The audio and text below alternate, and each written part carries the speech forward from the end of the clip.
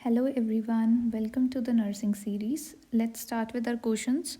Which client is at risk for the development of sodium level at 130 milliequivalent per liter? So normal sodium level कितना ਹੁੰਦਾ ਆ 135 to 145 milliequivalent per liter. ਹੁਣ question 'ਚ जो sodium level ਦਿੱਤਾ that is 130. So it means ਇਹ sodium low ਹੈਗਾ ਆ. So this is hyponatremia. ਹੁਣ ਸਾਡੇ ਕੋਲ ਕੁਐਸਚਨ ਆ ਕਿ ਕਿਹੜੇ ਕਲਾਇੰਟ ਦੇ ਵਿੱਚ ਹਾਈਪੋਨੈਟਰੀਮੀਆ ਦਾ ਰਿਸਕ ਜ਼ਿਆਦਾ ਆ ਗਿਵਨ ਆਪਸ਼ਨਸ ਚੋਂ option A client who is taking diuretics so ਇਹਦੇ ਵਿੱਚ ਹਾਈਪੋਨੈਟਰੀਮੀਆ ਦਾ ਰਿਸਕ ਹੈਗਾ ਆ ਯੈਸ ਬਿਲਕੁਲ ਹੈਗਾ ਆ ਸੋ ਡਾਇਊਰੇਟਿਕਸ ਸਪੈਸ਼ਲੀ ਜਿਹੜੇ ਥਾਇਜ਼ਾਈਡ ਡਾਇਊਰੇਟਿਕਸ ਹੁੰਦੇ ਆ ਇਹ ਕੀ ਕਰਾਉਂਦੇ ਆ ਸੋਡੀਅਮ ਲੋਸ ਕਿਵੇਂ ਥਰੂ ਯੂਰਿਨ ਸੋਡੀਅਮ ਲੋਸ ਹੁੰਦਾ ਆ ਸੋ ਇਸ ਕਰਕੇ ਡਾਇਊਰੇਟਿਕਸ ਲੈਣ ਵਾਲੇ ਕਲਾਇੰਟਸ ਦੇ ਵਿੱਚ ਹਾਈਪੋਨੈਟਰੀਮੀਆ ਡਿਵੈਲਪ ਹੋਣ ਦਾ ਰਿਸਕ ਜ਼ਿਆਦਾ ਹੁੰਦਾ ਆ ਹੁਣ ਡਾਇਊਰੇਟਿਕ ਜਦੋਂ ਪਰਸਨ ਨੇ ਲਿਆ ਸੋਡੀਅਮ ਲਾਸ ਹੋਊਗਾ ਯੂਰਿਨ ਦੇ ਥਰੂ ਸੋ ਸੋਡੀਅਮ ਲੈਵਲ ਘਟ ਗਿਆ ਬਾਡੀ ਦੇ ਵਿੱਚ ਹਾਈਪੋਨੈਟਰੀਮੀਆ ਹੋ ਜਾਊਗਾ ਸੋ ਇਹ ਕਰੈਕਟ ਆਪਸ਼ਨ ਹੈਗੀ ਆ ਆਪਸ਼ਨ ਬੀ ਦਿੱਤੀ ਹੈ client with hyper aldosteronism so hyper aldosteronism means high aldosterone so ਜੇ ਐਲਡੋਸਟੇਰੋਨ ਹਾਈ ਹੋਊਗਾ ਤਾਂ ਇਹ ਸੋਡੀਅਮ ਲਾਸ ਨਹੀਂ ਕਰਾਉਂਦਾ ਇਹ ਸੋਡੀਅਮ ਰਿਟੇਨ ਕਰਦਾ ਆ ਬਾਡੀ ਦੇ ਅੰਦਰ ਸੋ ਉਹਦੇ ਕਰਕੇ ਤਾਂ ਸੋਡੀਅਮ ਇਨਕਰੀਜ਼ ਹੋਊਗਾ ਨਾ ਕਿ decrease so this is wrong option C client with Cushing syndrome so Cushing syndrome ਵਿੱਚ ਕਿਹੜਾ ਹਾਰਮੋਨ ਲੈਵਲ ਹਾਈ ਹੁੰਦਾ ਆ ਦੈਟ ਇਜ਼ ਕੋਰਟੀਸੋਲ ਹਾਈ ਹੋਊਗਾ ਤਾਂ ਇਹ ਵੀ ਸੋਡੀਅਮ ਰਿਟੇਨ ਕਰਵਾਉਂਦਾ ਹੈਗਾ ਆ then option D client who is taking corticosteroids so steroids ਜੋ ਹੈਗੇ ਆ ਇਹ ਵੀ ਸੋਡੀਅਮ ਨੂੰ ਬਾਡੀ ਦੇ ਵਿੱਚ ਰਿਟੇਨ ਕਰਦੇ ਆ ਸੋ ਇਹਨਾਂ ਤਿੰਨਾਂ ਦੇ ਕਰਕੇ ਸੋਡੀਅਮ ਲੈਵਲ ਹਾਈ ਹੁੰਦਾ ਆ ਨਾ ਕਿ ਲੋ ਅਸੀਂ ਦੇਖਣਾ ਸੀ ਜਿਹਦੇ ਨਾਲ ਲੋ ਹੁੰਦੇ ਆ ਹਾਈਪੋਨੈਟਰੀਮੀਆ ਹੁੰਦੇ ਆ ਠੀਕ ਹੈ ਜੀ Next question is a client with hypertension has been told to maintain a diet low in sodium. The nurse who is teaching this client about foods that are allowed should include which food item in the list provided to the client. So client ਨੂੰ hypertension ਆ ਅਤੇ ਲੋ sodium diet follow ਕਰਨੀ ਆ given options 'ਚੋਂ ਕਿਹੜੀ ਲੋ sodium diet ਆ ਜੋ ਇਸ ਪੇਸ਼ੈਂਟ ਲਈ ਅਲਾਊਡ ਆ option A tomato soup so tomato soup ਜੋ ਹੈਗਾ ਆ ਹੁਣ ਇਹਦੇ ਵਿੱਚ ਜਿਹੜੇ ਵੀ ਸੂਪ ਹੁੰਦੇ ਆ ਇਹਨਾਂ ਵਿੱਚ ਬਹੁਤ ਜ਼ਿਆਦਾ ਸੋਡੀਅਮ ਹੁੰਦਾ ਬਿਕੋਜ਼ ਇਹਨਾਂ 'ਚ ਸਾਲਟ ਲੈਵਲ ਹਾਈ ਹੁੰਦਾ ਆ ਸੋ ਇਹਨਾਂ ਵਿੱਚ ਤਾਂ ਸੋਡੀਅਮ ਹਾਈ ਹੁੰਦਾ ਸੋ ਦਿਸ ਇਜ਼ ਰੋਂਗ ਇਹ ਨਹੀਂ ਦੇਵਾਂਗੇ ਦੈਨ ਆਪਸ਼ਨ ਬੀ ਬੋਇਲਡ ਸ਼੍ਰਿੰਪ ਸੋ ਸ਼੍ਰਿੰਪ ਵੀ ਜੋ ਹੈ ਇਹ ਨੈਚੁਰਲੀ ਸੋਡੀਅਮ ਰਿਚ ਹੁੰਦਾ ਆ ਇਹਦੇ 'ਚ ਆਲਰੇਡੀ ਸੋਡੀਅਮ ਬਹੁਤ ਜ਼ਿਆਦਾ ਹੁੰਦਾ ਆ so this is also wrong option C instant oatmeal so instant oatmeal ਜੋ ਹੈਗਾ ਆ ਇੰਸਟੈਂਟ ਮੀਨਸ ਜੋ ਰੈਡੀ ਟੂ ਈਟ ਹੁੰਦਾ ਹੈ ਪ੍ਰੋਸੈਸਡ ਫਾਰਮ ਦੇ ਵਿੱਚ ਹੁੰਦਾ ਹੈ ਸੋ ਪ੍ਰੋਸੈਸਡ ਜਿਹੜੇ ਵੀ ਫੂਡਸ ਹੁੰਦੇ ਆ ਇਹਨਾਂ ਵਿੱਚ ਸੋਡੀਅਮ ਆਲਮੋਸਟ ਹਾਈ ਹੀ ਹੁੰਦਾ ਆ ਹਮੇਸ਼ਾ so this is also wrong option D summer squash so summer squash ਜੋ ਹੈਗਾ ਆ ਇਹ ਨੈਚੁਰਲੀ ਸੋਡੀਅਮ ਲੋ ਵੈਜੀਟੇਬਲ ਹੈਗੀ ਆ ਠੀਕ ਹੈ ਜਿਹਦੇ ਵਿੱਚ ਸੋਡੀਅਮ ਘੱਟ ਹੁੰਦਾ ਸੋ ਇਸ ਕਰਕੇ ਸੇਫਲੀ ਡਾਈਟ ਦੇ ਵਿੱਚ ਇਨਕਲੂਡ ਕੀਤੀ ਜਾ ਸਕਦੀ ਹੈ ਬਿਕੋਜ਼ ਅਸੀਂ ਲੋ ਸੋਡੀਅਮ ਡਾਈਟ ਦੇਣੀ ਆ so correct answer is option D ਹੁਣ ਲੋ ਸੋਡੀਅਮ ਡਾਈਟ ਦੇ ਵਿੱਚ ਯਾਦ ਰੱਖਣਾ ਕਿ ਕਿਹੜੇ ਫੂਡਸ ਆ ਜਿਹੜੇ ਹਾਈ ਸੋਡੀਅਮ ਵਾਲੇ ਹੁੰਦੇ ਆ ਸੋ ਉਹ ਅਵੋਇਡ ਕਰਨੇ ਆ ਆਲ ਦ ਪਿਕਲਸ ਬਿਕੋਜ਼ ਇਹਨਾਂ ਵਿੱਚ ਸਾਲਟ ਜ਼ਿਆਦਾ ਹੁੰਦਾ ਆ ਚਿਪਸ ਹੋ ਗਿਆ ਜੋ ਵੀ ਕੈਂਡ ਫੂਡਸ ਹੁੰਦੇ ਆ ਸੋ ਕੈਂਡ ਫੂਡਸ ਦੇ ਵਿੱਚ ਸੋਡੀਅਮ ਹਾਈ ਹੁੰਦਾ ਆ ਪ੍ਰੋਸੈਸਡ ਫੂਡਸ ਦੇ ਵਿੱਚ ਸੋਡੀਅਮ ਹਾਈ ਹੁੰਦਾ ਆ ਜਾਂ ਕੋਈ ਵੀ ਸਾਲਟਡ ਸਨੈਕਸ ਹੋ ਗਏ ਦੇ ਹੈਵ ਹਾਈ ਸੋਡੀਅਮ ਸੋ ਇਹ ਸਾਰੇ ਹਾਈ ਸੋਡੀਅਮ ਡਾਈਟ ਹੁੰਦੀ ਆ ਇਹ ਇਹਦੇ ਵਿੱਚ ਅਸੀਂ ਹਾਈਪਰਟੈਂਸ਼ਨ 'ਚ ਅਵੋਇਡ ਕਰਨੀ ਆ ਦੂਜੀ ਸਾਈਡ ਆ ਜਾਂਦੇ ਜਿਹੜੇ ਲੋ ਸੋਡੀਅਮ ਜੋ ਪ੍ਰੈਫਰ ਕੀਤੇ ਜਾ ਸਕਦੇ ਸੋ ਉਹਦੇ 'ਚ ਆ ਜਾਂਦੇ ਆ fresh fruits fresh vegetables homemade food ਹੋਇਆ ਜਾਂ ਲੋ ਫੈਟ ਡੇਰੀ ਪ੍ਰੋਡਕਟਸ ਹੋਏ ਸੋ ਇਹ ਲੋ ਸੋਡੀਅਮ ਡਾਈਟ ਦੇ ਵਿੱਚ ਆ ਜਾਂਦੀ ਆ ਐਂਡ ਯੂਜੂਅਲੀ ਜੋ ਰਿਕਮੈਂਡਡ ਡੋਜ਼ ਆਫ ਸੋਡੀਅਮ ਹੁੰਦੀ ਆ that must B less than 2 gram sodium ਪਰ ਡੇ ਸੋ ਇਹ ਰਿਕਮੈਂਡਡ ਡੋਸੇਜ ਹੈਗੀ ਆ ਇਹ ਵੀ ਤੁਹਾਨੂੰ ਪਤਾ ਹੋਣੀ ਚਾਹੀਦੀ ਆ Next question है जी the nurse listening to the morning report learns that an assigned client received a unit of granulocytes the previous evening. The nurse makes a note to assess the results of which daily serum laboratory studies to assess the effectiveness of the transfusion. So patient ਨੂੰ ਗ੍ਰੈਨੂਲੋਸਾਈਟਸ ਟ੍ਰਾਂਸਫਿਊਜ਼ ਕੀਤੇ ਗਏ ਆ and ਇਸ transfusion ਦੀ ਇਫੈਕਟਿਵਨੈਸ ਨੂੰ check ਕਰਨ ਲਈ nurse ਕਿਹੜੀ ਲੈਬ ਸਟੱਡੀਜ਼ ਦੇ ਰਿਜ਼ਲਟਸ ਨੂੰ ਅਸੈਸ ਕਰੂਗੀ, ਮੋਨੀਟਰ ਕਰੂਗੀ। ਸੋ ਜਦੋਂ ਵੀ ਕਲਾਇੰਟ ਨੂੰ ਗ੍ਰੈਨੂਲੋਸਾਈਟਸ ਦਿੱਤੇ ਜਾਂਦੇ, ਗ੍ਰੈਨੂਲੋਸਾਈਟਸ ਕਿਹੜੀ ਕੈਟੇਗਰੀ ਦੇ ਵਿੱਚ ਆਉਂਦੇ ਆ? So these are WBC type. So WBC ਦਾ ਟਾਈਪ ਹੈਗਾ ਇਹ। ਐਂਡ ਜਦੋਂ ਕਲਾਇੰਟ ਨੂੰ ਗ੍ਰੈਨੂਲੋਸਾਈਟ ਟ੍ਰਾਂਸਫਿਊਜ਼ਨ ਦਿੱਤੀ ਜਾਂਦੀ ਹੈ ਤਾਂ ਨਰਸ ਨੇ ਅਸੈਸ ਕਰਨਾ ਹੁੰਦਾ ਕਿ WBC ਲੈਵਲ ਇੰਪਰੂਵ ਹੋਇਆ ਜਾਂ ਨਹੀਂ ਹੋਇਆ। ਸੋ ਇਸ ਲਈ ਇਫੈਕਟਿਵਨੈਸ ਚੈੱਕ ਕਰਨ ਲਈ ਅਸੀਂ ਕੀ ਅਸੈਸ ਕਰਾਂਗੇ? A haematocrit level, B erythrocyte count, C haemoglobin level ਔਰ D WBC count. So correct answer ਕੀ ਆ ਗਿਆ ਆਪਣਾ? Option D white blood cell count. ਜੋ ਆਪਣੇ ਕੋਲ ਬਾਕੀ ਆਪਸ਼ਨਸ ਦਿੱਤੀਆਂ ਹੈ ਹੀਮੈਟੋਕ੍ਰਿਟ ਲੈਵਲ। ਸੋ ਜੋ ਹੀਮੈਟੋਕ੍ਰਿਟ ਹੈਗਾ ਆ, ਹੀਮੈਟੋਕ੍ਰਿਟ ਦਾ ਮਤਲਬ ਹੁੰਦਾ ਕਿ ਬਲੱਡ ਦੇ ਵਿੱਚ RBCs ਦੀ ਵੋਲਿਊਮ ਕਿੰਨੀ ਹੈਗੀ ਆ। ਸੋ ਹੀਮੈਟੋਕ੍ਰਿਟ ਲੈਵਲ ਜੋ ਆ RBCs ਦੀ ਵੋਲਿਊਮ ਅਸੈਸ ਕਰਦਾ ਆ, ਨਾ ਕਿ ਗ੍ਰੈਨੂਲੋਸਾਈਟਸ ਦੀ।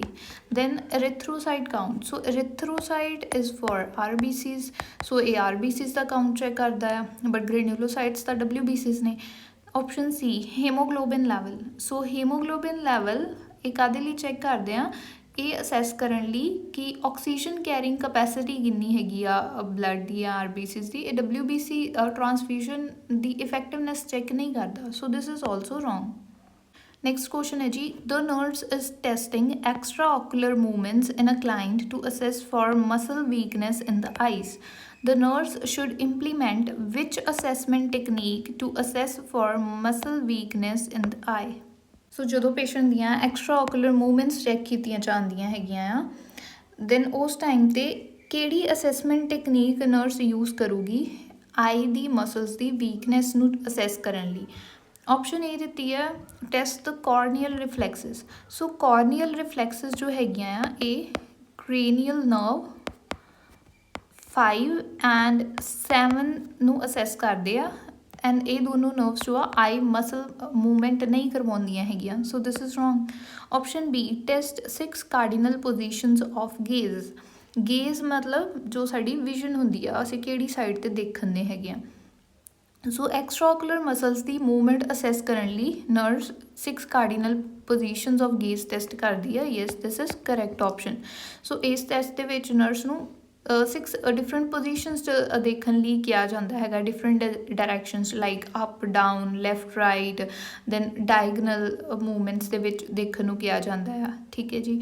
ਸੋ ਇਹ ਅਸੈਸ ਕਰਦਾ ਆ ਕਿ ਆਈ ਮਸਲ ਵੀਕਨੈਸ ਪਤਾ ਲੱਗ ਜੂਗੀ ਇੱਥੋਂ। ਜੇ ਆਈ ਦੀ ਮਸਲਸ ਵੀਕ ਹੋ ਗਈਆਂ ਤਾਂ ਪੇਸ਼ੈਂਟ ਜੋ ਹੈ ਉਹ ਡਿਫਰੈਂਟ ਪੋਜੀਸ਼ਨਸ ਵਿੱਚ ਆਈਸ ਨੂੰ ਮੂਵ ਨਹੀਂ ਕਰ ਪਾਊਗਾ। ਦੈਨ ਇਹਦੇ ਨਾਲ ਸਾਨੂੰ cranial nerve 3rd 4th and 6th ਦਾ ਫੰਕਸ਼ਨ ਪਤਾ ਚੱਲ ਜਾਂਦਾ ਹੈਗਾ ਆ। ਐਂਡ ਅਗਰ ਪੇਸ਼ੈਂਟ ਵਿੱਚ ਨਿਸਟੈਗਮਸ ਹੋਵੇ ਜਾਂ ਕੋਈ ਮੂਵਮੈਂਟ ਐਬਨੋਰਮੈਲਿਟੀਜ਼ ਹੋਣ, ਉਹਨਾਂ ਦਾ ਪਤਾ ਲੱਗ ਜਾਂਦਾ ਹੈ ਇਹਦੇ ਨਾਲ। ਦੈਨ ਆਪਸ਼ਨ ਸੀ ਦਿੱਤੀ ਹੈ ਟੈਸਟ ਵਿਜ਼ੂਅਲ ਇਕੁਇਟੀ ਯੂਜ਼ਿੰਗ ਸਨੈਲਨ ਆਈ ਚਾਰਟ। ਜੋ ਸਨੈਲਨ ਆਈ ਚਾਰਟ ਹੁੰਦਾ ਆ ਇਹ ਵਿਜ਼ਨ ਦੀ ਇਕੁਇਟੀ ਚੈੱਕ ਕਰਨ ਲਈ ਜਾਂ ਵਿਜ਼ਨ ਕਲੈਰਿਟੀ ਚੈੱਕ ਕਰਨ ਲਈ ਯੂਜ਼ ਕੀਤਾ ਜਾਂਦਾ ਆ। ਇਹ ਮਸਲ ਵੀਕਨੈਸ ਲਈ ਨਹੀਂ ਹੁੰਦਾ। Then option D test sensory function by asking the client to close the eyes and then lightly touching the forehead, cheeks and chin. ਸੋ ਇਹ ਜੋ ਹੈਗੇ ਆ ਇਹ ਟ੍ਰਾਈਜੈਮੀਨਲ ਨਰਵ ਦੇ ਸੈਂਸਰੀ ਅਸੈਸਮੈਂਟ ਲਈ ਕੀਤੇ ਜਾਂਦੇ ਆ। ਆਈ ਦੀ ਮਸਲਸ ਦੀ ਮੂਵਮੈਂਟ ਦਾ ਇਹਦੇ ਤੋਂ ਪਤਾ ਨਹੀਂ ਲੱਗਦਾ। ਸੋ ਕਰੈਕਟ ਆਂਸਰ ਆ ਗਿਆ ਆਪਣਾ ਆਪਸ਼ਨ ਬੀ 6 ਕਾਰਡੀਨਲ ਪੋਜੀਸ਼ਨਸ। ਇਹ ਕੀ ਅਸੈਸ ਕਰਨ 'ਚ ਹੈਲਪ ਕਰਦੀ ਆ? ਆਈ ਦੀ ਮਸਲਸ ਦੀ ਵੀਕਨੈਸ ਦਾ ਪਤਾ ਲੱਗ ਜਾਂਦਾ ਹੈ। Next question is, a healthcare provider prescribes 1000 ml of normal saline 0.9% to infuse over 8 hours. The drop factor is 15 drops per 1 ml. The nurse sets the flow rate at how many drops per minute? ਸੋ ਇਸ question ਦੇ ਵਿੱਚ ਅਸੀਂ flow rate calculate ਕਰਨਾ ਆ। ਹੁਣ ਸਾਡੇ ਕੋਲ ਕੀ ਚੀਜ਼ਾਂ ਦਿੱਤੀਆਂ ਹੋਈਆਂ ਆ, ਇਹਦੇ ਵਿੱਚ ਸਾਡੇ ਕੋਲ ਵੋਲਿਊਮ ਦਿੱਤੀ ਹੋਈ ਹੈ, ਕਿੰਨੀ ਵੋਲਿਊਮ ਇਨਫਿਊਜ਼ ਕਰਨੀ normal saline the, that is 1000 ml। ਕਿੰਨੇ ਟਾਈਮ 'ਚ ਕਰਨੀ ਹੈਗੀ ਆ ਉਹ ਵੀ ਆਪਣੇ ਕੋਲ ਦਿੱਤਾ ਹੋਇਆ 8 hours ਐਂਡ ਡ੍ਰੌਪ ਫੈਕਟਰ ਵੀ ਦਿੱਤਾ ਹੋਇਆ ਆ 15 drops per 1 ml। ਸੋ ਹੁਣ ਇੱਥੇ ਅਸੀਂ ਫਾਰਮੂਲਾ ਫਲੋ ਰੇਟ ਕੈਲਕੂਲੇਟ ਕਰਨ ਲਈ ਜਾਂ number of drops per minute calculate ਕਰਨ ਲਈ ਕੀ ਫਾਰਮੂਲਾ ਲਾਵਾਂਗੇ? That is drops per minute is equal to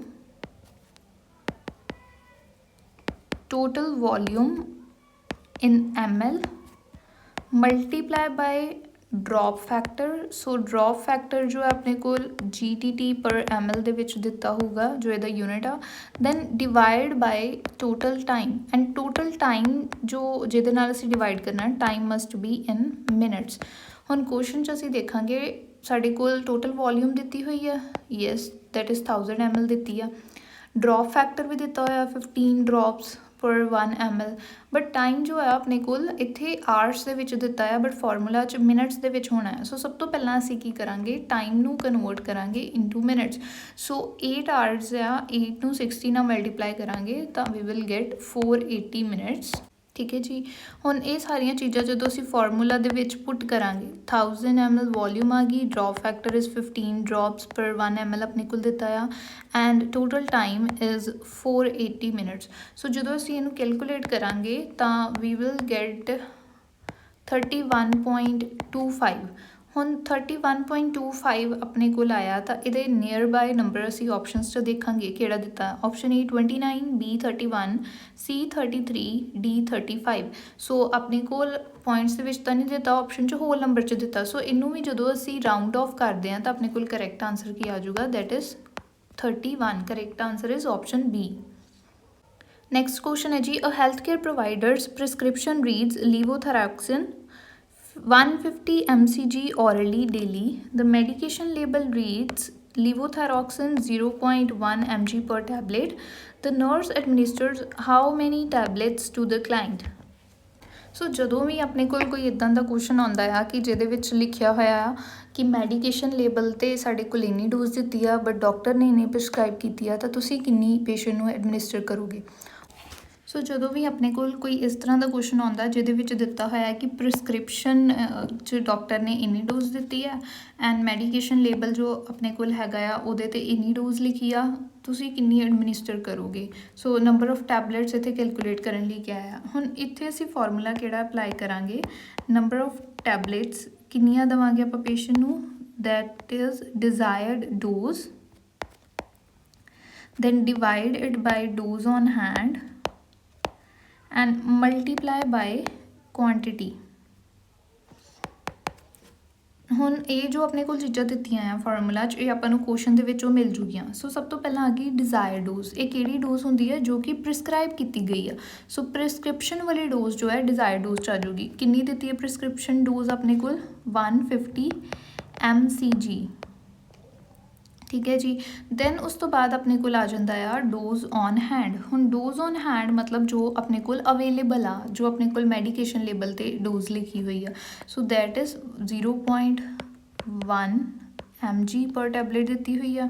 then ਉਸ ਤੋਂ ਬਾਅਦ ਆਪਣੇ ਕੋਲ ਆ ਜਾਂਦੀ ਆ ਕੁਆਂਟਿਟੀ। ਸੋ ਕੁਆਂਟਿਟੀ ਹੁਣ ਕਿਹੜੀ ਹੁੰਦੀ ਆ, ਜੋ ਕਿ ਆਪਣੇ ਕੋਲ ਡੋਜ਼ ਔਨ ਹੈਂਡ ਹੈਗੀ ਆ, ਮੀਨਸ ਜੋ ਮੈਡੀਕੇਸ਼ਨ ਲੇਬਲ 'ਤੇ ਆ ਉਹਦੇ ਨਾਲ ਜੋ ਨੰਬਰ ਆਫ ਟੈਬਲੇਟਸ ਜੋ ਐਸੋਸੀਏਟਡ ਦਿੱਤੀਆਂ ਹੋਈਆਂ ਆ ਉਹ ਆਪਣਾ ਕੁਆਂਟਿਟੀ 'ਚ ਆ ਜਾਂਦੀਆਂ। ਸੋ ਹੁਣ ਡੋਜ਼ ਔਨ ਹੈਂਡ ਆਪਣੇ ਕੋਲ ਸੀਗੀ 0.1 mg ਐਂਡ ਇਹਦੇ ਨਾਲ ਐਸੋਸੀਏਟਡ ਕਿੰਨੀ ਨੰਬਰ ਆਫ ਟੈਬਲੇਟਸ ਦਿੱਤੀਆਂ, ਪਰ ਟੈਬਲੇਟ ਮੀਨਸ ਓਨਲੀ 1 ਆ ਇਹ, ਫਿਰ ਕੁਆਂਟਿਟੀ 'ਚ ਆਪਾਂ ਲਿਖਤਾ 1।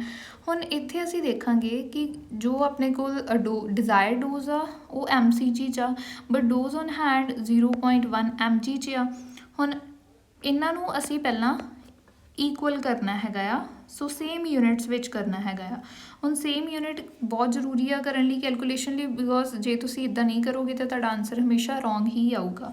ਸੋ ਸਭ ਤੋਂ ਪਹਿਲਾਂ ਜਦੋਂ ਅਸੀਂ ਇਹਨੂੰ ਕੈਲਕੂਲੇਸ਼ਨ ਕਰਨੀ ਆ ਤਾਂ ਵਿਲ ਸੀ ਕਿ 1 mg ਦੇ ਵਿੱਚ 1000 mcg ਹੁੰਦੇ ਆ। ਸੋ ਜਦੋਂ ਅਸੀਂ 1 mg ਨੂੰ mcg 'ਚ ਕਨਵਰਟ ਕਰਾਂਗੇ ਤਾਂ ਇਹ ਆਪਣੇ ਕੋਲ ਕਿੰਨਾ ਆ ਜਾਊਗਾ, ਦੈਟ ਇਜ਼ 100 mcg। 1 mg 'ਚ 1000 mcg ਹੁੰਦੇ ਆ, ਬਟ 0.1 mg ਦੇ ਵਿੱਚ ਕਿੰਨੇ mcg ਹੋਊਗੇ, ਦੈਟ ਇਜ਼ 100। ਸੋ 100 mcg ਆ ਗਈ ਆਪਣੇ ਕੋਲ dose on hand, desire dose is 150 mcg, then into 1 ਆ। ਸੋ ਇਹਨੂੰ ਜਦੋਂ ਅਸੀਂ ਕੈਲਕੂਲੇਟ ਕਰਾਂਗੇ ਤਾਂ ਆਪਣੇ ਕੋਲ ਆਨਸਰ ਕਿੰਨਾ ਆ ਜਾਊਗਾ, 15/10 ਬਚਿਆ। 15/10 is 15/10 is 1.5।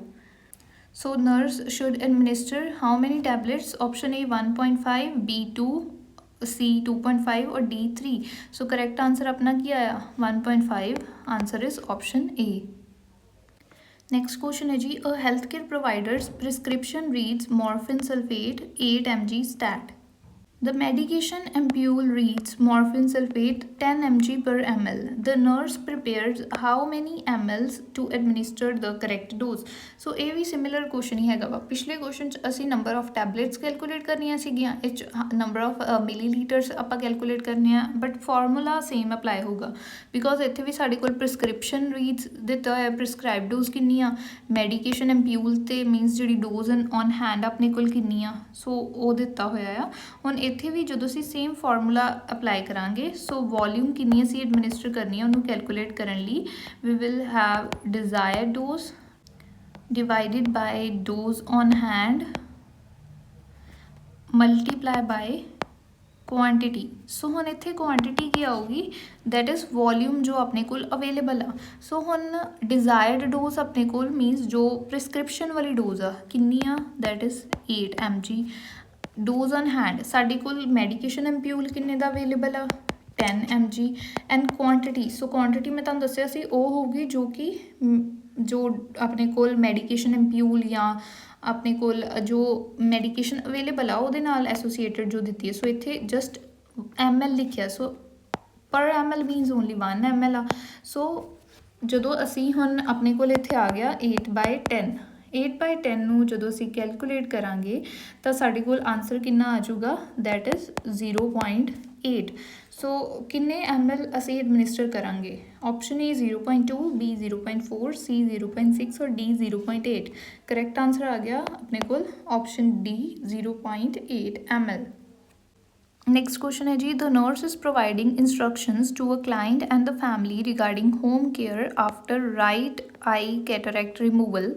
Which statement by the client would indicate understanding of the instructions? So right side eye to cataract removal surgery ਹੋਈ ਆ patient ਦੀ, and ਅਸੀਂ patient ਨੂੰ ਕਿਹੜੀਆਂ instructions ਦੇਂਦੇ ਆ ਜਾਂ ਪੇਸ਼ੈਂਟ ਕਿਹੜੀ ਸਟੇਟਮੈਂਟ ਇੱਦਾਂ ਦੀ ਕਹਿੰਦੇ ਆ ਜਿੱਥੋਂ ਸਾਨੂੰ ਪਤਾ ਲੱਗਦਾ ਕਿ ਉਹਨੂੰ ਸਾਡੀ ਇੰਸਟਰਕਸ਼ਨਸ ਸਮਝ ਆ ਗਈਆਂ ਆ। ਸੋ ਹੁਣ ਪੇਸ਼ੈਂਟ ਦੀ ਰਾਈਟ ਸਾਈਡ ਆਈ 'ਚ ਕੈਟਰੈਕਟ ਰਿਮੂਵਲ ਹੋਇਆ, ਮੀਨਸ ਰਾਈਟ ਸਾਈਡ ਵਾਲੀ ਆਈ ਦੀ ਸਰਜਰੀ ਹੋਈ ਆ। ਹੁਣ ਆਈ ਸਰਜਰੀ ਦੀ ਆਫਟਰ ਕੇਅਰ ਵਿੱਚ ਯਾਦ ਰੱਖਣਾ ਕਿ ਜਿਹੜੀ ਵੀ ਓਪਰੇਟਡ ਸਾਈਡ ਆ, ਜਿਹੜੀ ਸਾਈਡ 'ਤੇ ਸਰਜਰੀ ਹੋਈ ਆ ਉੱਧਰ ਪੇਸ਼ੈਂਟ ਨੇ ਲਾਈ ਡਾਊਨ ਨਹੀਂ ਕਰਨਾ, ਉਸ ਸਾਈਡ 'ਤੇ ਅਵੋਇਡ ਕਰਨਾ ਆ। ਠੀਕ ਹੈ ਜੀ। ਸੋ ਹਮੇਸ਼ਾ ਪੇਸ਼ੈਂਟ ਲਾਈ ਡਾਊਨ ਕਿਹੜੀ ਸਾਈਡ 'ਤੇ ਕਰੂਗਾ, ਓਪੋਜ਼ਿਟ ਸਾਈਡ ਪੇਸ਼ੈਂਟ ਨੇ ਲਾਈ ਡਾਊਨ ਕਰਨਾ ਹੈਗਾ ਆ। ਸੋ ਪੋਸਟ ਆਪਰੇਟਿਵ ਕੇਅਰ ਵਿੱਚ ਕੀ ਆਊਗਾ ਕਿ ਕਲਾਇੰਟ ਨੂੰ ਆਪਰੇਟਿਵ ਸਾਈਡ 'ਤੇ ਪ੍ਰੈਸ਼ਰ ਅਵੋਇਡ ਕਰਨਾ ਆ, ਉੱਧਰ ਪੇਸ਼ੈਂਟ ਨੇ ਨਹੀਂ ਲਾਈ ਡਾਊਨ ਕਰਨਾ। ਸੋ ਕੁਐਸਚਨ 'ਚ ਕੀ ਲਿਖਿਆ, ਰਾਈਟ ਸਾਈਡ ਸਰਜਰੀ ਹੋਈ ਆ, so patient right side lie down ਨਹੀਂ ਕਰੂਗਾ, ਲੈਫਟ ਸਾਈਡ ਕਰੂਗਾ। ਕਿਉਂ ਕਰੂਗਾ, ਬਿਕੋਜ਼ ਆਈ ਸਾਈਡ 'ਤੇ ਪ੍ਰੈਸ਼ਰ ਨਾ ਪਵੇ। ਸੋ ਆਪਣੇ ਕੋਲ ਆਪਸ਼ਨਸ ਕੀ ਦਿੱਤੀਆਂ, A I should sleep on my left side. So yes, ਇਹ ਬਿਲਕੁਲ ਕਰੈਕਟ ਆਪਸ਼ਨ ਆ। ਰਾਈਟ ਸਾਈਡ ਸਰਜਰੀ ਹੋਈ ਹੈ ਤਾਂ ਓਬਵੀਅਸਲੀ ਪੇਸ਼ੈਂਟ ਲੈਫਟ ਸਾਈਡ 'ਤੇ ਹੀ ਸੋਊਗਾ ਬਿਕੋਜ਼ ਰਾਈਟ ਸਾਈਡ 'ਤੇ ਪ੍ਰੈਸ਼ਰ ਨਹੀਂ ਪਾਉਣਾ। ਬਾਕੀ ਆਪਸ਼ਨਸ ਦਿੱਤੀਆਂ ਆ, ਆਈ should sleep on my right side, ਇਹ ਤਾਂ ਬਿਲਕੁਲ ਹੀ ਰੋਂਗ ਆ। ਰਾਈਟ ਸਾਈਡ 'ਤੇ ਸਰਜਰੀ ਹੋਈ ਆ, ਅਗਰ ਪੇਸ਼ੈਂਟ ਉੱਧਰ ਹੀ ਸੁੱਤਾ ਤੇ ਉੱਤੇ ਬਹੁਤ ਜ਼ਿਆਦਾ ਪ੍ਰੈਸ਼ਰ ਪਊਗਾ ਆਈ 'ਤੇ। Then option C, I should sleep with my head flat. So ਇਹ ਵੀ ਰੋਂਗ ਹੈਗੀ ਆ ਬਿਕੋਜ਼ ਹੈਡ ਜੋ ਆ ਐਲੀਵੇਟਡ ਰੱਖਣਾ ਬੈਟਰ ਹੁੰਦਾ ਆ ਤਾਂ ਜੋ ਇੰਟਰਾਓਕੂਲਰ ਪ੍ਰੈਸ਼ਰ ਇੰਕਰੀਜ਼ ਨਾ ਹੋਵੇ। Then option D, I should not wear my glasses at any time. So ਇਹ ਵੀ ਬਿਲਕੁਲ ਰੋਂਗ ਹੈਗਾ ਬਿਕੋਜ਼ ਆਈ ਦੀ ਸਰਜਰੀ ਤੋਂ ਬਾਅਦ ਪੇਸ਼ੈਂਟ ਨੇ ਗਲਾਸਿਸ ਜਿਹੜੇ ਵੇਅਰ ਕਰਨੇ ਹੁੰਦੇ ਆ ਫॉर ਪ੍ਰੋਟੈਕਟਿਵ ਪਰਪਸ, ਤਾਂ ਜੋ ਆਈਜ਼ ਨੂੰ ਕਿਸੇ ਤਰ੍ਹਾਂ ਦੀ ਕੋਈ ਡਸਟ ਜਾਂ ਕੁਛ ਵੀ ਆਈਜ਼ ਦੇ ਅੰਦਰ ਨਾ ਜਾਵੇ। ਸੋ ਪ੍ਰੋਟੈਕਸ਼ਨ ਲਈ ਗਲਾਸਿਸ ਵੇਅਰ ਕਰਨੇ ਜ਼ਰੂਰੀ ਹੁੰਦੇ ਆ ਆਫਟਰ ਸਰਜਰੀ। Next question है जी, the nurse is assisting a healthcare provider with the removal of a chest tube. The nurse should instruct the client to take which action? So chest tube removal ਕੀਤੀ ਜਾਂਦੀ ਆ ਉਸ time 'ਤੇ nurse patient ਨੂੰ ਕੀ instruction ਦੇਊਗੀ ਕਿ patient ਕੀ ਕਰੇ। ਸੋ ਇਹ ਯਾਦ ਰੱਖਣਾ ਕਿ ਜਦੋਂ ਵੀ ਚੈਸਟ ਟਿਊਬ ਰਿਮੂਵ ਕੀਤੀ ਜਾਂਦੀ ਆ ਤਾਂ ਇਸ ਟਾਈਮ 'ਤੇ ਪੇਸ਼ੈਂਟ ਨੂੰ ਵੈਲਸੈਲਵਾ ਮੈਨੂਵਰ ਕਰਨ ਲਈ ਕਿਹਾ ਜਾਂਦਾ ਹੈਗਾ ਆ। ਹੁਣ ਵੈਲਸੈਲਵਾ ਮੈਨੂਵਰ ਦਾ ਮਤਲਬ ਕਿ ਪੇਸ਼ੈਂਟ ਨੂੰ ਬੋਲਣਾ ਆ ਕਿ ਉਹ ਡੀਪ ਬਰੀਥ ਕਰਕੇ ਮੀਨਸ ਬਹੁਤ ਜ਼ਿਆਦਾ ਲੰਬਾ ਸਾਹ ਲਵੇ ਐਂਡ ਉਸ ਬ੍ਰੈਥ ਨੂੰ ਫੋਰਸਫੁਲੀ ਹੋਲਡ ਕਰਕੇ ਰੱਖਣਾ ਆ, ਬੇਅਰ ਡਾਊਨ ਕਰਕੇ, ਮਤਲਬ ਆਪਣੇ ਅੰਦਰ ਪ੍ਰੈਸ਼ਰ ਬਣਾ ਕੇ ਰੱਖਣਾ ਹੈਗਾ ਆ। ਸੋ ਇਹਦੇ ਨਾਲ ਕੀ ਹੋਊਗਾ, ਇਹ ਹੈਲਪ ਕਰੂਗਾ ਕਿ ਜਦੋਂ ਚੈਸਟ ਟਿਊਬ ਰਿਮੂਵ ਕੀਤੀ ਜਾਂਦੀ ਆ ਤਾਂ 에ਅਰ ਪਲੂਰਲ ਸਪੇਸ ਦੇ ਵਿੱਚ ਐਂਟਰ ਨਾ ਹੋਵੇ ਐਂਡ ਨੀਮੋਥੋਰੈਕਸ ਜੋ ਹੈ ਉਹ ਪ੍ਰੀਵੈਂਟ ਕੀਤਾ ਜਾ ਸਕੇ during tube removal. So let's see our options ਕਿ ਕਿਹੜਾ ਐਕਸ਼ਨ ਕਲਾਇੰਟ ਨੂੰ ਲੈਣ ਲਈ ਕਹਿਣਾ ਆ। ਏ ਸਟੇ ਵੈਰੀ ਸਟਿਲ, ਕਿ ਬਿਲਕੁਲ ਸਟਿਲ ਹੋ ਜੇ ਪੇਸ਼ੈਂਟ, ਇੱਦਾਂ ਦਾ ਕੁਛ ਨਹੀਂ ਹੈਗਾ। ਬੀ ਐਗਜ਼ੇਲ ਵੈਰੀ ਕੁਇਕਲੀ, ਸੋ ਐਗਜ਼ੇਲ ਤਾਂ ਕਰਨਾ ਹੀ ਨਹੀਂ ਹੈਗਾ, ਪੇਸ਼ੈਂਟ ਨੇ ਇਨਹੇਲ ਕਰਨਾ ਆ, ਡੀਪਲੀ ਇਨਹੇਲ ਕਰਨਾ ਆ ਐਂਡ ਦੈਨ ਉਹਨੂੰ ਹੋਲਡ ਕਰ ਲੈਣਾ ਆ, ਮੀਨਸ ਬੇਅਰਿੰਗ ਡਾਊਨ ਇਫੈਕਟ ਹੋਣਾ ਚਾਹੀਦਾ ਹੈਗਾ ਆ। ਸੋ ਐਗਜ਼ੇਲ is totally wrong. C, inhale and exhale quickly. So inhale exhale दोनों नहीं करने हैगे, only inhale करके साह रोक के रखना. So this is also wrong. Option D, perform the Valsalva maneuver. So yes, this is correct option. So chest tube ਵਾਲਾ ਜਦੋਂ ਤੁਹਾਨੂੰ ਕੁਐਸਚਨ ਆਉਂਦਾ ਹੈ ਤਾਂ ਉਹਦੇ ਕੇਸ ਵਿੱਚ ਤੁਸੀਂ ਯਾਦ ਰੱਖਣਾ, ਇੱਕ ਤਾਂ ਆਪਾਂ ਕਰ ਲਿਆ ਕਿ ਰਿਮੂਵਲ ਵਾਲੇ ਕੇਸ ਦੇ ਵਿੱਚ ਕੀ ਕਰਨਾ ਆ, ਵੈਲਸੈਲਵਾ ਮੈਨੂਅਰ। ਬਟ ਜੇ ਚੈਸਟ ਟਿਊਬ ਇੰਸਰਸ਼ਨ ਦੀ ਗੱਲ ਹੁੰਦੀ ਆ ਤਾਂ ਉੱਥੇ ਪੇਸ਼ੈਂਟ ਨੂੰ ਕੀ ਕਰਨ ਲਈ ਬੋਲਣਾ ਆ, ਉੱਥੇ ਜਿਸ ਪੇਸ਼ੈਂਟ ਨੂੰ ਡੀਪ ਇਨਹੇਲ ਕਰਨ ਲਈ ਬੋਲਣਾ ਹੈਗਾ ਆ। ਜਸਟ ਪੇਸ਼ੈਂਟ ਡੀਪਲੀ ਇਨਹੇਲ ਕਰੀ ਜਾਵੇ ਜਿੱਦਾਂ ਜਿੱਦਾਂ ਚੈਸਟ ਟਿਊਬ ਇਨਸਰਟ ਕੀਤੀ ਜਾਂਦੀ ਆ। ਬਟ ਜੋ ਰਿਮੂਵਲ ਵਾਲੇ ਕੇਸ 'ਚ ਹੁੰਦਾ ਕਿ ਇਨਹੇਲ ਕਰਨ ਤੋਂ ਬਾਅਦ ਬ੍ਰੈਥ ਨੂੰ ਹੋਲਡ ਕਰਕੇ ਰੱਖਣਾ ਹੈ, ਆਪਣੇ ਅੰਦਰ ਪ੍ਰੈਸ਼ਰ ਬਣਾ ਕੇ ਰੱਖਣਾ ਹੈ, ਬੇਅਰਿੰਗ ਡਾਊਨ ਕਰਨੀ ਹੈ, ਠੀਕ ਹੈ ਜੀ। ਐਂਡ ਆਫਟਰ ਰਿਮੂਵਲ ਆ ਜਾਂਦਾ ਕਿ ਹੁਣ ਜਦੋਂ ਚੈਸਟ ਟਿਊਬ ਰਿਮੂਵ ਕਰ ਦਿੱਤੀ ਗਈ ਉਸ ਤੋਂ ਬਾਅਦ ਕੀ ਹੁੰਦਾ ਆ, ਫਿਰ ਓਕਲੂਸਿਵ ਡਰੈਸਿੰਗ ਅਪਲਾਈ ਕੀਤੀ ਜਾਂਦੀ ਹੈਗੀ ਆ। ਪੇਸ਼ੈਂਟ ਦਾ ਨਰਸ ਨੇ ਰੈਸਪੀਰੇਟਰੀ ਸਟੇਟਸ ਮੋਨੀਟਰ ਕਰਨਾ ਹੈਗਾ ਆ ਐਂਡ ਬ੍ਰੈਥ ਸਾਊਂਡਸ ਅਸੈਸ ਕਰਦੇ ਰਹਿਣਾ ਆ, ਠੀਕ ਹੈ ਜੀ। Next question है जी, the nurse has created a plan of care for a client experiencing dystocia and includes several nursing actions in the plan of care. What is the priority nursing action? ਸੋ ਆ ਜੋ ਆਪਣੇ ਕੋਲ options ਦਿੱਤੀਆਂ ਹੈ, ਚਾਰੋਂ ਹੀ nursing action ਦਿੱਤੇ ਆ ਕਿ ਜੋ ਡਿਸਟੋਸ਼ੀਆ ਦੇ ਵਿੱਚ ਕਰਨੇ ਆ, ਬਟ ਇਹਨਾਂ ਵਿੱਚੋਂ ਇੱਕ ਪ੍ਰਾਇਓਰਿਟੀ ਐਕਸ਼ਨ ਅਸੀਂ ਸੈਲੈਕਟ ਕਰਨਾ ਹੈ। ਕੀ ਹੋਊਗਾ, ਸਭ ਤੋਂ ਪਹਿਲਾਂ ਕੀ ਕਰਾਂਗੇ? ਸੋ ਸਭ ਤੋਂ ਪਹਿਲਾਂ ਆਪਾਂ ਨੂੰ ਇਹ ਪਤਾ ਹੋਣਾ ਚਾਹੀਦਾ ਡਿਸਟੋਸ਼ੀਆ ਕੀ ਹੁੰਦਾ ਹੈ। ਸੋ ਡਿਸਟੋਸ਼ੀਆ ਮਤਲਬ ਡਿਫਿਕਲਟ ਜਾਂ ਅਬਨੋਰਮਲ ਲੇਬਰ, ਜਦੋਂ ਲੇਬਰ ਬਹੁਤ ਜ਼ਿਆਦਾ ਪ੍ਰੋਲੋਂਗਡ ਹੋ ਜਾਂਦਾ ਹੈਗਾ ਆ। ਸੋ ਡਿਸਟੋਸ਼ੀਆ ਜੋ ਹੈ ਓਬਸਟੈਟ੍ਰਿਕ ਐਮਰਜੈਂਸੀ ਹੈ ਐਂਡ ਓਬਸਟੈਟ੍ਰਿਕ ਐਮਰਜੈਂਸੀ ਦੇ ਵਿੱਚ ਸਾਡਾ ਫਰਸਟ ਐਕਸ਼ਨ ਹੁੰਦਾ ਆ ਕਿ ਫੀਟਲ ਆਕਸੀਜਨੇਸ਼ਨ ਅਸੀਂ ਚੈੱਕ ਕਰਦੇ ਰਹਿਣਾ ਆ, ਫੀਟਲ ਸੇਫਟੀ ਇਨਸ਼ੋਰ ਕਰਨੀ ਹੈਗੀ ਆ। ਸੋ ਡਿਸਟੋਸ਼ੀਆ ਦੇ ਵਿੱਚ ਸਭ ਤੋਂ ਇੰਪੋਰਟੈਂਟ ਪ੍ਰਾਇਓਰਿਟੀ ਹੁੰਦੀ ਆ ਕਿ ਫੀਟਸ ਦੀ ਵੈਲਬਿੰਗ ਅਸੈਸ ਕਰਦੇ ਰਹਿਣਾ। ਹੁਣ ਇਹਦਾ ਰੀਜ਼ਨ ਕਿਉਂ?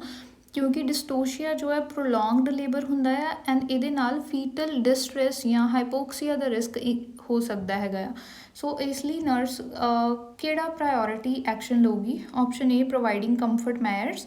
ਸੋ ਕੰਫਰਟ ਮੈਜਰਸ ਪ੍ਰੋਵਾਈਡ ਕਰੂਗੀ ਨਰਸ, ਯੈਸ ਇਹ ਵੀ ਕਰਨੇ ਹੈਗੇ ਆ, ਬਟ ਲਾਈਫ ਸੇਵਿੰਗ ਪ੍ਰਾਇਓਰਿਟੀ ਤਾਂ ਨਹੀਂ ਹੈ ਕਿ ਕੰਫਰਟ ਦੇਣ ਦੇ ਨਾਲ ਪੇਸ਼ੈਂਟ ਕਿਸੇ ਦੀ ਲਾਈਫ ਬਚ ਸਕਦੀ ਆ, no. Then option B, monitoring ਦਾ fetal heart rate. Fetal heart rate yes monitor ਕਰਦੇ ਰਹਿਣਾ ਆ ਬਿਕੋਜ਼ ਇਹੀ ਪ੍ਰਾਇਓਰਿਟੀ ਹੈਗੀ ਆ। ਇਹਦੇ ਤੋਂ ਸਾਨੂੰ ਪਤਾ ਲੱਗ ਜੂਗਾ ਕਿ ਫੀਟਲ ਡਿਸਟ੍ਰੈਸ ਤਾਂ ਨਹੀਂ ਹੁੰਦੀ ਹੈ, ਹਾਈਪੋਕਸੀਆ ਤਾਂ ਨਹੀਂ ਹੁੰਦਿਆ। ਆਪਸ਼ਨ ਸੀ, ਚੇਂਜਿੰਗ ਦ ਕਲਾਇੰਟਸ ਪੋਜੀਸ਼ਨ ਫਰੀਕੁਐਂਟਲੀ। ਸੋ ਇਹ ਵੀ ਹੈਲਪਫੁਲ ਹੈਗਾ ਆ, ਬਟ ਇਸ ਤੋਂ ਪਹਿਲਾਂ fetal heart rate monitoring. D, keeping the significant other informed of the progress of the labor. ਸੋ ਇਹ ਸਪੋਰਟਿਵ ਕੇਅਰ ਦੇ ਵਿੱਚ ਆ ਜਾਂਦਾ, ਇਹ ਕੋਈ ਪ੍ਰਾਇਓਰਿਟੀ ਐਕਸ਼ਨ ਨਹੀਂ ਹੈ, ਇਹਦੇ ਨਾਲ ਕਿਸੇ ਦੀ ਲਾਈਫ ਸੇਵ ਨਹੀਂ ਕੀਤੀ ਜਾ ਸਕਦੀ। ਸੋ ਕਰੈਕਟ ਆਨਸਰ ਆ ਗਿਆ ਆਪਣਾ ਆਪਸ਼ਨ ਬੀ। Next question है जी, the nurse is monitoring the amount of lochier drainage in a client who is 2 hours postpartum and notes that the client has saturated a perineal pad in 15 minutes. How should the nurse respond to this finding initially?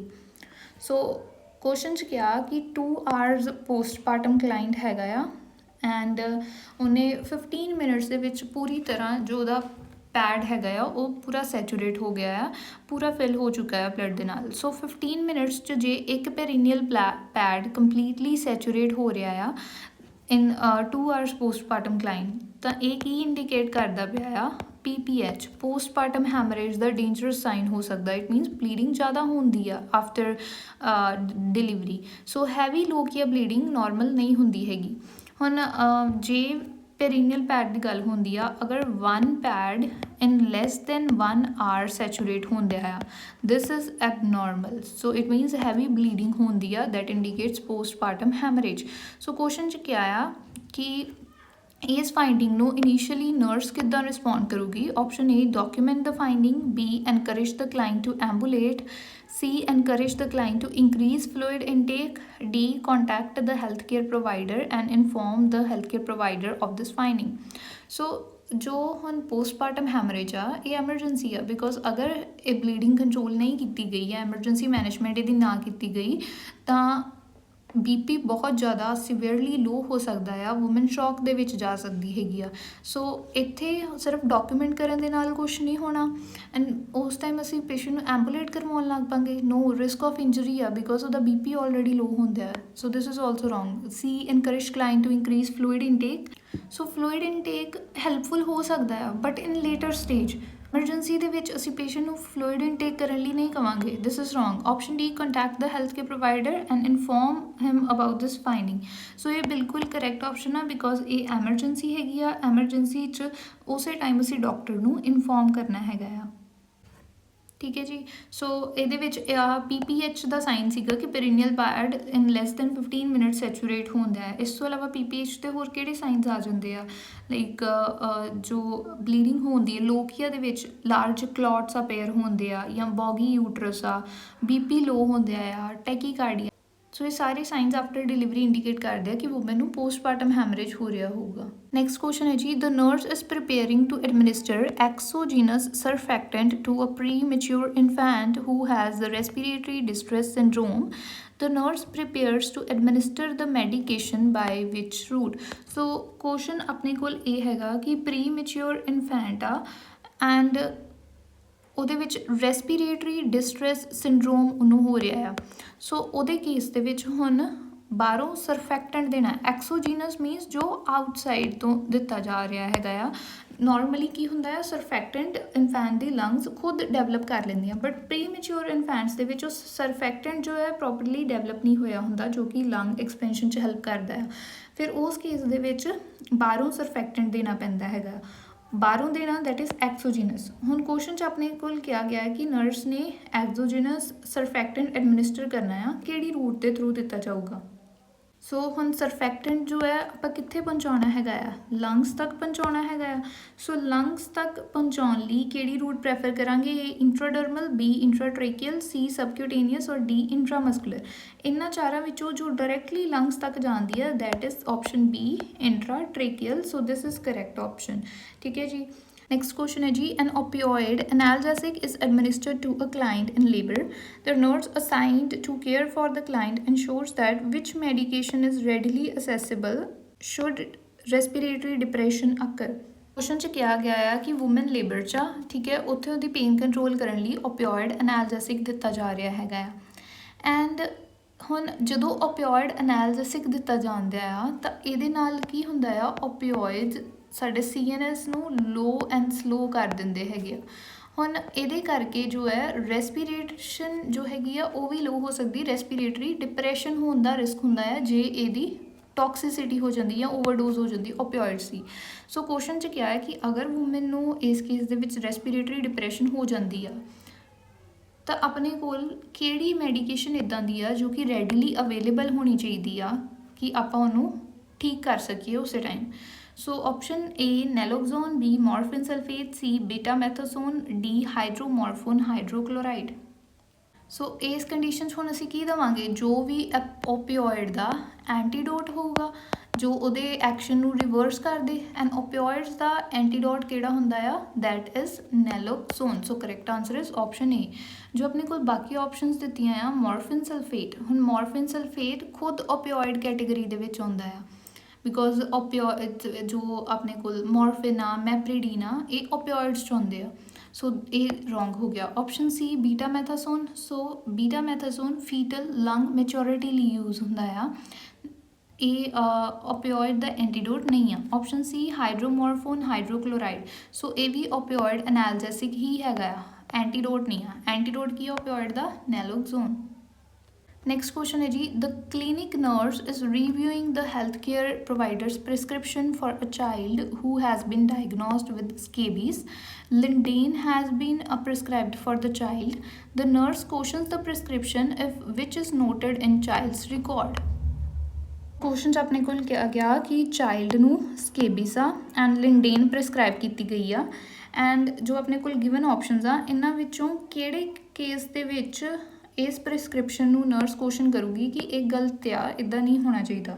A child is 18 months old. ਸੋ ਇੱਥੇ nurse question ਕਰੂਗੀ, yes ਬਿਲਕੁਲ ਕਰੂਗੀ, ਦਿਸ is correct option. ਕਿਉਂ ਕਰੂਗੀ? Because ਜੋ ਲਿੰਡੇਨ drug ਹੈਗਾ ਆ ਇਹ ਸਕੇਬੀਜ਼ ਦੇ ਟਰੀਟਮੈਂਟ ਲਈ ਯੂਜ਼ ਤਾਂ ਹੁੰਦਾ ਆ, ਬਟ ਇਨ ਇਨਫੈਂਟਸ ਐਂਡ ਟੌਡਲਰਸ, ਸੋ ਇਹਨਾਂ ਦੇ ਵਿੱਚ ਲਿੰਡੇਨ ਅਨਸੇਫ ਹੁੰਦਾ ਹੈ, ਇਹਨਾਂ ਵਿੱਚ ਇਹ ਨਹੀਂ ਦੇਣਾ ਹੈਗਾ। ਹੁਣ ਕੁਐਸਚਨ 'ਚ ਇੱਥੇ ਆਪਸ਼ਨ 'ਚ ਆਪਣੇ ਕੋਲ ਕੀ ਲਿਖਿਆ? Child is 18 months old. 18 month old ਦੇ ਵਿੱਚ ਲਿੰਡੇਨ ਯੂਜ਼ ਕਰਨ ਦੇ ਨਾਲ ਨਿਊਰੋਟੌਕਸਿਸਿਟੀ ਹੋ ਸਕਦੀ ਹੈਗੀ ਆ, ਸੋ ਇੱਥੇ ਅਸੀਂ ਨਹੀਂ ਦੇਵਾਂਗੇ। ਸੀਜ਼ਰਸ ਦਾ ਰਿਸਕ ਇੰਕਰੀਜ਼ ਹੋ ਜਾਂਦਾ ਆ, ਸੋ ਇੱਥੇ ਕੁਐਸਚਨ ਕਰਾਂਗੇ ਇਸ ਪ੍ਰਿਸਕ੍ਰਿਪਸ਼ਨ ਨੂੰ, ਠੀਕ ਹੈ ਜੀ। ਸੋ ਅਗਰ 18 ਮੰਥ ਓਲਡ ਦੀ ਜਗ੍ਹਾ ਆਪਣੇ ਕੋਲ ਇਨਫੈਂਟਸ ਟੌਡਲਰਸ ਦਿੱਤਾ ਹੁੰਦਾ ਜਾਂ ਪ੍ਰੈਗਨੈਂਸੀ ਲਿਖਿਆ ਹੁੰਦਾ, ਸੋ ਇਹਨਾਂ ਕੇਸਿਸ ਵਿੱਚ ਨਹੀਂ ਦਿੰਦੇ। ਦੈਨ ਬਾਕੀ ਆਪਸ਼ਨਸ ਵੀ ਅਸੀਂ ਦੇਖ ਲੈਂਦੇ ਹਾਂ। ਵੈਸੇ ਆਨਸਰ ਤਾਂ ਆਪਾਂ ਨੂੰ ਫਸਟ ਆਪਸ਼ਨ 'ਚ ਹੀ ਮਿਲ ਗਿਆ। ਆਪਸ਼ਨ ਬੀ ਦਿੱਤੀ ਹੈ child is being bottle fed, so ਇਹਦਾ ਕੋਈ ਇਫੈਕਟ ਨਹੀਂ ਹੈਗਾ ਬਿਕੋਜ਼ ਇੱਥੇ ਕੋਈ ਸਾਡੇ ਕੋਲ ਐਕੂਰੇਟ ਏਜ ਨਹੀਂ ਦਿੱਤੀ ਹੋਈ। Option C sibling is using lindane for treatment of scabies, so ਇੱਦਾਂ ਵੀ ਨਹੀਂ ਹੁੰਦਾ। ਨੋਰਮਲੀ ਜੇ ਇੱਕ ਬੱਚੇ ਦਾ ਟਰੀਟਮੈਂਟ ਚੱਲ ਰਿਹਾ ਹੋਵੇ ਤਾਂ ਬਾਕੀ ਹਾਊਸ ਹੋਲਡ ਕੰਟੈਕਟਸ ਵਿੱਚ ਵੀ ਟਰੀਟਮੈਂਟ ਕਾਮਨ ਹੁੰਦਾ ਆ, ਉਹ ਵੀ ਪ੍ਰੋਵਾਈਡ ਕਰਨਾ ਪੈਂਦਾ ਹੈ। Then option D child has history of frequent respiratory infections, so ਜੋ ਲਿੰਡੇਨ ਦੀ ਮੇਨ ਕੌਂਟਰਾ ਇੰਡੀਕੇਸ਼ਨ ਆ ਉਹ ਨਿਊਰੋਟੌਕਸਿਸਿਟੀ ਵਾਲੇ ਕੇਸਿਸ ਆ ਜਾਂਦੇ ਹੈਗੇ ਆ। ਨਿਊਰੋਲੋਜੀਕਲ ਟੌਕਸਿਸਿਟੀ ਵਾਲੇ ਕੇਸਿਸ ਵਿੱਚ ਕੌਂਟਰਾ ਇੰਡੀਕੇਟਡ ਹੁੰਦੀ ਆ। ਹੁਣ ਰੈਸਪੀਰੇਟਰੀ ਇਨਫੈਕਸ਼ਨਸ ਦੇ ਵਿੱਚ ਇਹ ਕੌਂਟਰਾ ਇੰਡੀਕੇਟਡ ਨਹੀਂ ਹੈਗੀ, ਸੋ ਦਿਸ ਇਜ਼ ਆਲਸੋ ਰੋਂਗ। ਠੀਕ ਹੈ ਜੀ, ਕਰੈਕਟ ਆਨਸਰ ਆ ਗਿਆ ਆਪਣੇ ਕੋਲ ਆਪਸ਼ਨ ਏ।